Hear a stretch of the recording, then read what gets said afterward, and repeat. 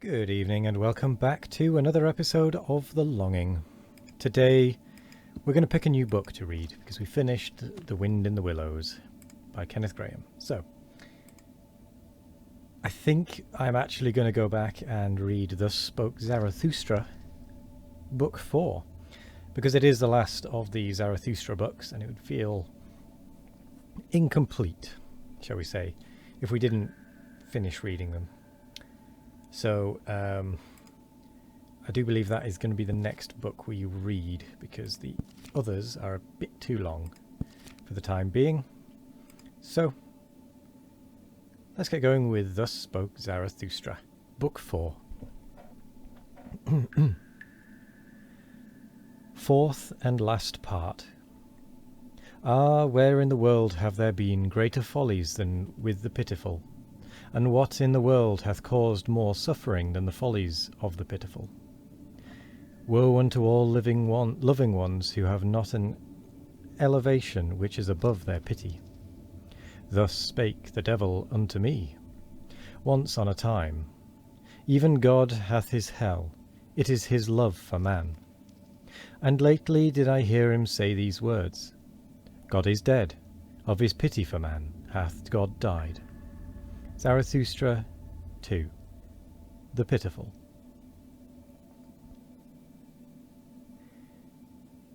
61. The Honey Sacrifice. I think it's 61. And again passed moons and years over Zarathustra's soul, and he heeded it not. His hair, however, became white. One day when he sat on a stone in front of his cave, and gazed calmly into the distance.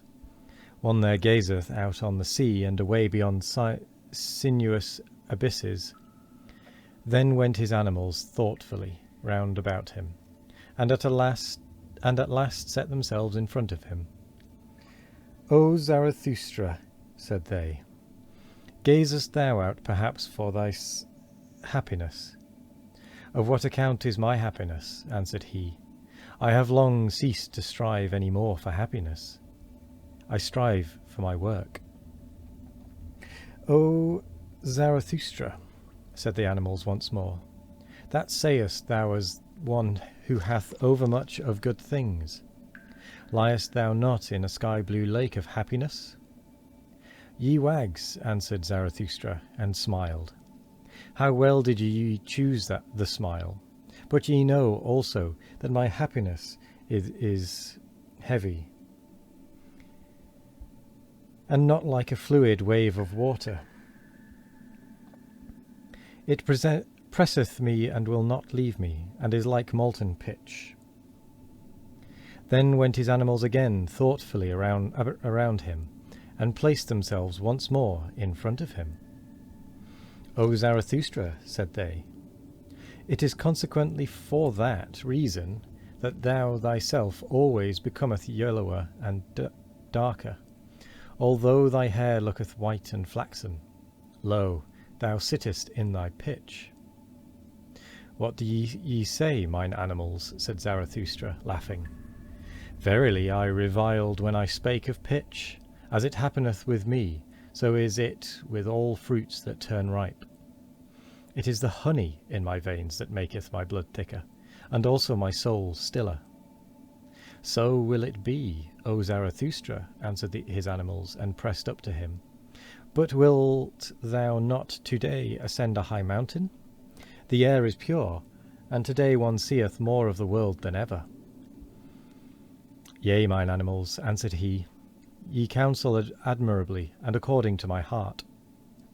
I will today ascend a high mountain, but see that honey is there ready to hand. Yellow, white, good, ice-cool, golden comb honey. For know that when aloft I will make the honey sacrifice. When Zarathustra, however, was aloft on the summit, he sent his animals home that had accompanied him, and found that he was now alone. Then he laughed from the bottom of his heart, looked around him, and spake thus. That I spake of sacrifices and honey sacrifices, it was merely a ruse in talking, and verily a useful folly. Here aloft can I now speak freer than in front of mountain caves and anchorites, domestic animals. What to sacrifice? I squander what is given me, a squanderer with 1,000 hands. How could I call that sacrificing? And when I desired honey, I only desired bait, and sweet mucus of mucilage, for which even the mouths of growling bears and strange, sulky, evil birds water.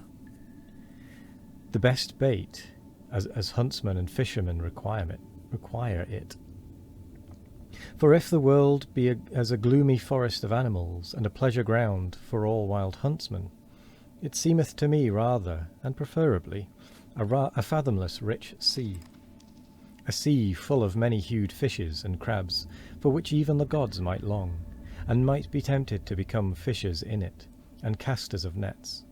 So rich is the world in wonderful things, great and small, especially the human world, the human sea. Towards it do I now throw out my golden angle-rod, and say, Open up thou human abyss. Open up and throw unto me thy fish and shining crabs. With my best bait shall I allure to myself today the strangest human fish. My happiness itself do I throw out into all places far and wide, twixt Orient noontide and Occident, to see if many human fish will not learn to hug and tug at my happiness, until biting at my sharp hidden hooks, they have to come up to my height, the motliest abyss groundlings to the wickedest of all fishers of men.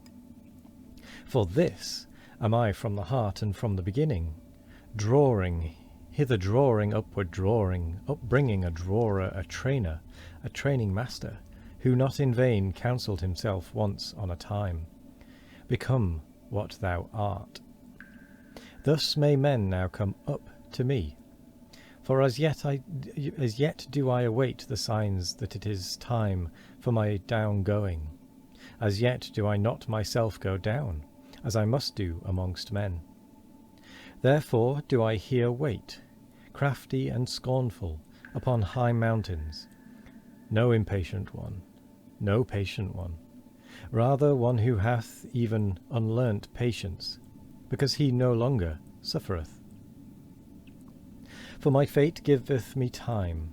It hath forgotten me, perhaps, or doth it sit behind a big stone and catch flies? And verily I am well disposed to mine eternal fate, because it doth not hound and hurry me, but leaveth me time for merriment and mischief, so that I have to-day ascended this high mountain to catch fish. Did ever any one catch fish upon high mountains? And though it be a folly what I here seek and do, it is better so than that down below I should become solemn with waiting, and green and yellow, a posturing wrath, snorter with waiting, a holy howl-storm from the mountains, an impatient one that shouteth down into the valleys, Hearken, else I will scourge you with the scourge of God. Not that I would have a grudge against such wrathful ones on that account. They are well enough for laughter to me. Impatient must they now be, those big alarm drums, which find a voice now or never. Myself, however, and my fate, we do not talk to the present, neither do we talk to the never. For talking we have patience and time, and more than time. For one day must it yet come, and may not pass by. What must one day come and may not pass by? Our great huzzah, that is to say, our great, remote human kingdom, the Zarathustra kingdom of 1,000 years. How remote may such remoteness be? What doth it concern me? But on that account it is none the less sure unto me. With both feet stand I secure on this ground, on an eternal ground, on hard primary rock, on this highest, hardest primary mountain ridge, unto which all winds come, as unto the storm parting, asking where, and whence, and whither. Here laugh, laugh, my hearty, healthy wickedness. From high mountains cast down thy glittering scorn laughter. allure for me with thy glittering the finest human fish. I'd forgotten just how crazy this is to read. But anyway, we are going to continue with it. So I will say thank you very much for joining me today. That is the end of today's episode, obviously. I hope you all have a wonderful morning, evening, afternoon, or night. No matter what time of day it is, I hope you all have a wonderful one of it. And as always, we will be back tomorrow for more of The Longing. Goodbye.